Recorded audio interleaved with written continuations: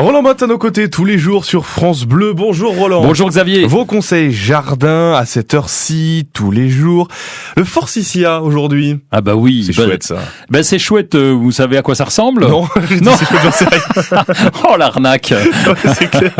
Oh non. Alors le Forsythia, c'est tout petit débutant de base qui débute dans le jardin connaît le Forsythia parce que c'est la première plante qui fleurit pratiquement ou qu'on repère parce que c'est pas la première qui fleurit au printemps, mais il y en a d'autres. Mais lui, il est tout jaune. C'est un marqueur quoi.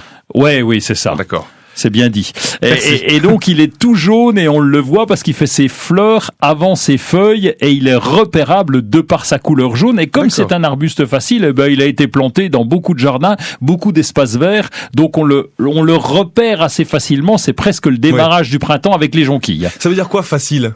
Facile, ça veut dire que vous le plantez, il pousse. C'est tout. Okay. Quel que soit le type de sol, quelle que soit l'ambiance, l'environnement, il a tendance à pousser facilement. Il préfère évidemment des choses. Il préfère le plein soleil. Il préfère avoir de l'espace pour se développer parce qu'il monte à 2-3 mètres de haut et 2 mètres de large. Mais sinon, il peut aller dans une haie, il peut aller en isolé, il peut aller un peu n'importe où. Juste quand il est un peu trop à l'ombre, eh bien, il fleurit un peu moins.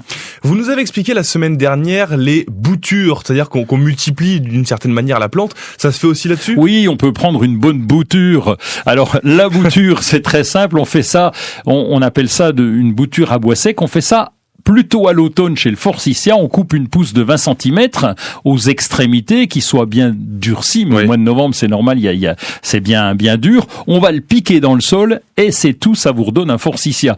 Et autant la bouture peut être compliquée chez certaines plantes, autant chez lui, c'est extrêmement tranquille. Donc quand on a un vieux Forsythia qui nous plaisait, qui était bien beau, eh bien on va repiquer ces boutures au mois de novembre dans le sol et on est sûr d'avoir le petit jeune qui va redémarrer ensuite. Vous nous avez parlé de ces belles couleurs jaunes pour le Forsythia. Il y a une seule espèce avec un seul type de fleurs? Non, il y en a plusieurs. Il y a 7 espèces qui sont toutes originaires du Japon, de Chine. Et il y en a plusieurs. Il y en a même un blanc. Alors il est très rare, on ne le voit pas souvent, mais c'est surtout le jaune qui nous intéresse. Puis là, il y en a des petits, il y en a des gros, et il y a même des petits qui peuvent pousser en pot. Et donc là, c'est bien pratique sur un balcon. Petite question pour terminer, on taille tout ça? Oui, on peut tailler. Alors il y a différentes méthodes pour tailler. On va tailler après la floraison, toujours parce qu'on profite de la floraison.